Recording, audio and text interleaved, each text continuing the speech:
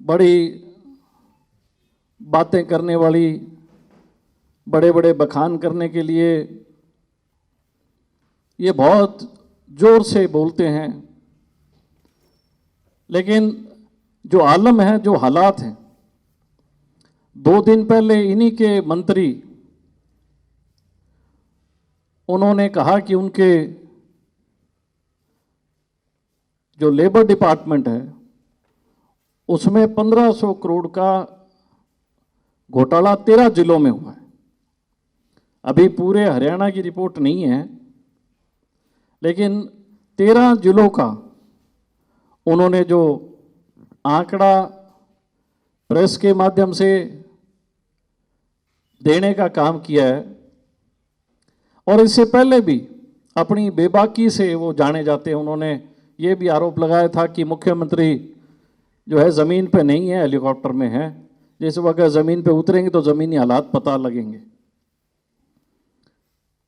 हरियाणा के लोग, मैं समझता हूँ अगर सरकार में किसी को गंभीरता से लेते हैं तो शायद अनिल विज साहब को लेते हैं। मैं स्वयं उनका सम्मान करता हूँ। मुझे पता है कि वो कभी किसी मुद्दे को उठाते हैं तो उस मुद्दे से पीछे नहीं हटते, और उसके मुद्दे के अंतिम बिंदु तक वो जाने का काम करते हैं।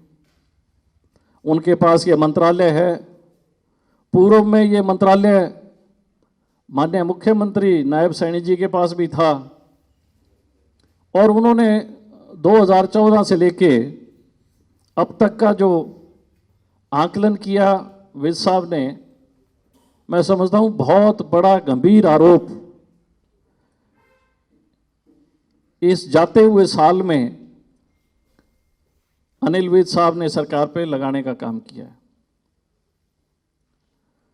और वो कोई भी अगर बात उठाते हैं तो मैं मानता हूं कि ये गंभीरता सरकार में और एजेंसियों में होनी चाहिए। इसी के साथ साथ जिस प्रकार से अन्य मंत्रियों के बयान आ रहे हैं कि हफ्ता वसूली होती है, अफसर सुनते नहीं, ये आलम 14 महीने की सरकार में आप स्वयं उन सभी के मुखों से, उनकी ज़बान से आप सब लोगों ने सुने होंगे।